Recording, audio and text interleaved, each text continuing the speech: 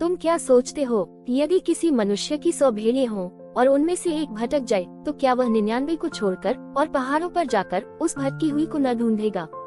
और यदि ऐसा हो कि उसे पाए, तो मैं तुमसे सच कहता हूँ कि वह उन 99 भेड़ों के लिए जो भटकी नहीं थी, इतना आनंद नहीं करेगा जितना कि इस भेड़ के लिए करेगा। ऐसा ही तुम्हारे पिता की जो स्वर्ग में है, यह इच्छा नहीं कि इन छोटों में से एक भी नष्ट हो।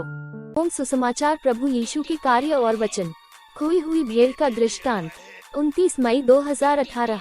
मत्ती शाम के 6:12 तुम क्या सोचते हो, यदि किसी मनुष्य की 100 भेड़ें हों और उनमें से एक भटक जाए तो क्या वह 99 को छोड़कर और पहाड़ों पर जाकर उस भटकी हुई को न ढूंढेगा? और यदि ऐसा हो कि उसे पाए, तो मैं तुमसे सच कहता हूँ कि वह उन 99 भेड़ों के लिए जो भटकी नहीं थी, इतना आनंद नहीं करेगा जितना कि इस भेड़ के लिए करेगा।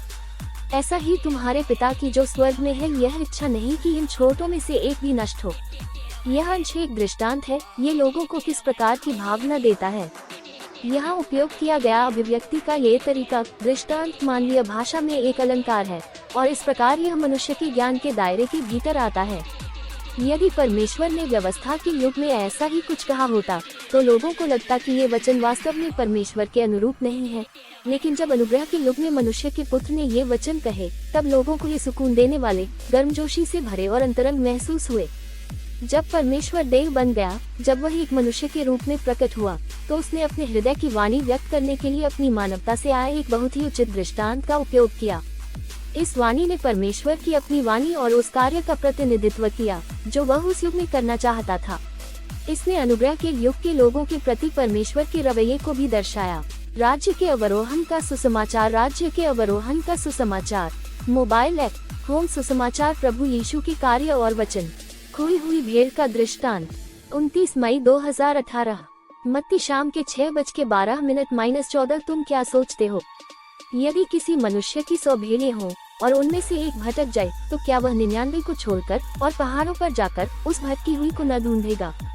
और यदि ऐसा हो कि उसे पाए, तो मैं तुमसे सच कहता हूँ कि वह उन 99 भेड़ों के लिए जो भटकी नहीं थी, इतना आनंद नहीं करेगा जितना कि इस भेड़ के लिए करेगा। ऐसा ही तुम्हारे पिता की जो स्वर्ग में है, यह इच्छा नहीं कि इन छोटों में से एक भी नष्ट हो। यह अंश एक दृष्टांत है, ये लोगों को किस प्रकार की भावना देता है। यहाँ उपयोग किया गया अभिव्यक्ति का ये तरीका दृष्टांत मानवीय भाषा में एक अलंकार है और इस प्रकार यह मनुष्य के ज्ञान के दायरे के भीतर आता है। यदि परमेश्वर ने व्यवस्था के युग में ऐसा ही कुछ कहा होता, तो लोगों को लगता कि ये वचन वास्तव में परमेश्वर के अनुरूप नहीं है।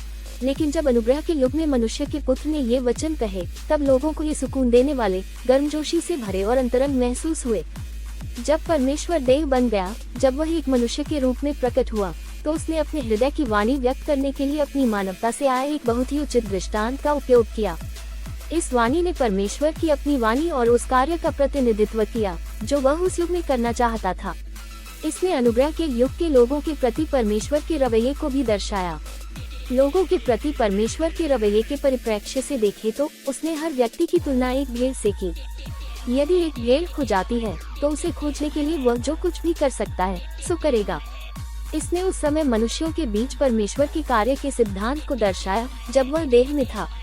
परमेश्वर ने उस कार्य में अपने संकल्प और रवैये को दर्शाने के लिए इस दृष्टांत का उपयोग किया।